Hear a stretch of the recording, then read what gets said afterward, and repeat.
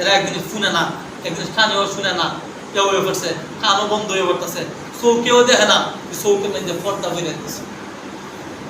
এই জন্য আমরা নামাজ পড়বো তো ইনশাআল্লাহ। আমরা নামাজ পড়তাম, আমি প্রতি সপ্তাহে বলি, কে রে কই একটু আলোচনা করলে তারপরে আমরা একটু কই কে রে কই ভাই দোহা নামাজটা পড়ো কিনা, নামাজটা পড়ো, নামাজ পড়লে আমরা দিতাম এন থেকে এনো 5 মিনিট লাগে বা 3 মিনিট লাগে নামাজ পড়তে। কিন্তু কোনো মানে মহামারীর একটা কাম না, যে মহামারীর একটা কাম, সব কাম বাইসা দিতেছে না। সাহাবাই কেরাম কিনা করতো, আজানের টাইম যখন হইতো আজান দিত, কুতাল যেরকম ভাবে তুলা দিছি এমনি এমনি ফালা দিত, আর সামনে আনতো না। সামনে আনা মানে ওই আল্লাহ বিরোধিতা করা, যে আমি তোমার হুকুম মানলাম না, আল্লাহু আকবার তুমি যে বড় এটা আমি মানছি না, আমার কাম ওই বড়, সব থেকে বড়। আমি যে বাকি ভাই আছি, আমি লোক গিটা তুলা দিছি না, আমি বাকি ভাই, আমি এটা আমার মানে উত্তম, আমি সেরা, তোমার হুকুম সেরা।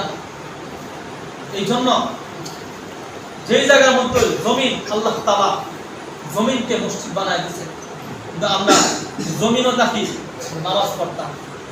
ভাই কই একবারে যে তুফাত দলে একটা কথা আছে না, তুফাত দলে একটা কথা মানে দেখো যে বাবা মরার আগে একবার মইরা দেখো, আছে না তুফাত দলে বাদ মরার আগে একবার মইরা দেখো, হয়তো দুনিয়া কেউই আসে না, দেখবা সবে টানাটানি করে তোমার কবর নিয়ে আগে তাড়াতাড়ি না পৌঁছাইতো।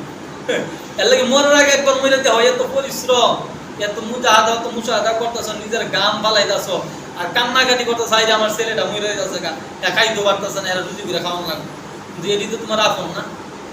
এই যে আমি যাই এমুকে যাই, সারফিন যাই, পাত্তরা কাম করে, ইসামতি যাই, কত মানুষের লোক কত ঝগড়া বিবাদ কইরা কয়টা টিহা আনা লাগে, হাই হাল্লা কইরা মারামারি কইরা কয়টা টিহা আনা লাগে, আইনা দেহা যা ফ্যামিলির বরণ ভূষণ। এটাও একটা সবের কাজ।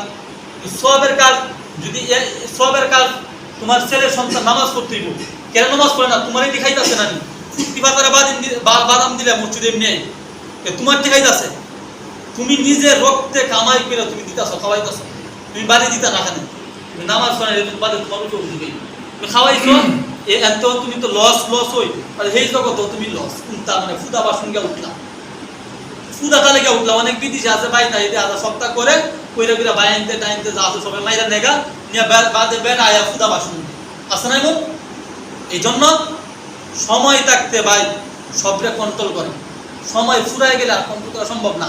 আর আপনি তো ওখানে বৃদ্ধ হয়ে পড়তেছেন, আপনার হুকুম আর মানতেও না, কয়েকদিন পরে গেলে আপনারা বুঝা নিতে আইব, তো দুধ বেড়া আমি খাম করতাম পারি, ওখানে মানে হে ইনকাম করতে পারে, এত বুঝা গেল আপনার শক্তি থেকে আপনার মারার শক্তি হয় হে হয়েছে, ঠিক আছে না, হের মারার শক্তি হয়েছে, এতে বোঝা গেল আপনার 1% দাম নাই। আপনি যখন বিশ্রামে আরো করে যাবেন গিয়া, আপনি নিচে হয়ে উঠছেন, মানে হের মুখাফিক কেউ লাগবো, হের ধরো ছায়া খাওয়া লাগবো, আমার সন্তানের যদি না খাওয়া, হের লোক যদি ভালো আচরণ না করি, তা আমার ভূতের বই আমার খাওয়াইতো না, আমার ছেলে সন্তান আমার খাওয়াইতো না। এই জন্য ভাই সময় থাকতে নামাজ পড়ুন। এই যে অনেক মানুষ আছে দেখা যায় যারা শক্তিশালী আছেন, আমরা নিজের দেহা দারগা খালি রোজই মেম্বার কি শক্তিশালী, মানে সরাসরি আপনার তো চিনুন কেমন পাওয়ারফুল মানুষ আছে, আল্লাহ তাআলা কিনা বানাইতে পারে।